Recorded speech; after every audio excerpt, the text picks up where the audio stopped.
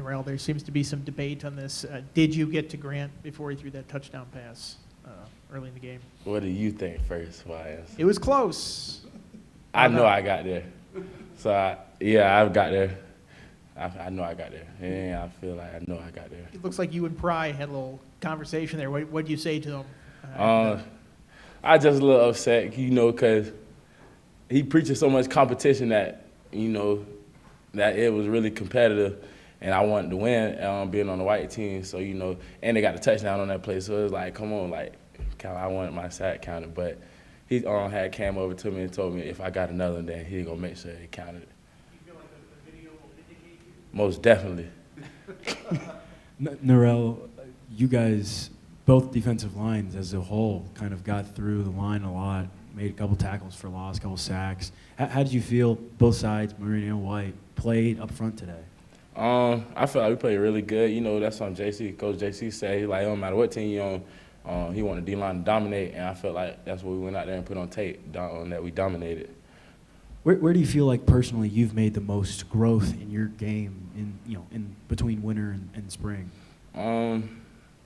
Just leadership, the leadership aspect of it, and then also just knowing when to take chances, getting the pre-reads before the snap, so it just allowed me to play faster.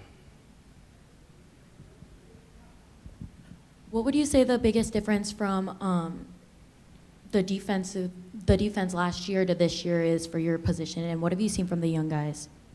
I feel like the biggest difference is we have a little bit more freedom within the defense.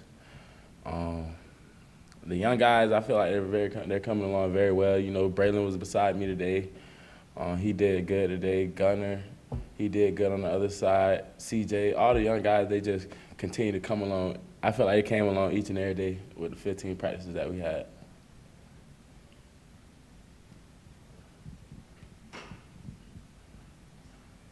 Wilfred Pene having those 2 tackles for loss today, what have you seen from him now that he's had a spring to kind of adjust to the defensive tackle spot?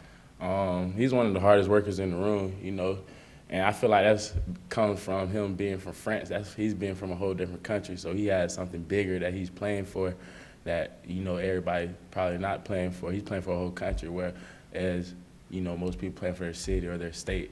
He's playing for a whole country, so he just come in with that mindset every day. He has great humility. Like, he doesn't, you see, he cut his hair, all that. He cut his hair bald. Like, that shows great humility. Like, he takes the coaching. He works hard. That's a guy that, down the road, 1 year, 2 years, he's going to be a beast. I think Gunnar Gibbons, a guy who, when he was recruited, most services saw him as an offensive tackle. I think it surprised people when he was a defensive lineman, has a sack today. What have you seen from him at defensive tackle, and do you think that could be a spot for him in the long run instead of maybe on the offensive line? Yeah, that's another kid. He just comes and works. He takes the coaching well. You coach him up on something, he's going to try to apply it. He's not going to revert back to, he's not going to say, oh, no, I'm not trying to do that. He's going to apply the coaching and apply it to his game, and the sky's the limit for Gunner. He continue to take the coaching.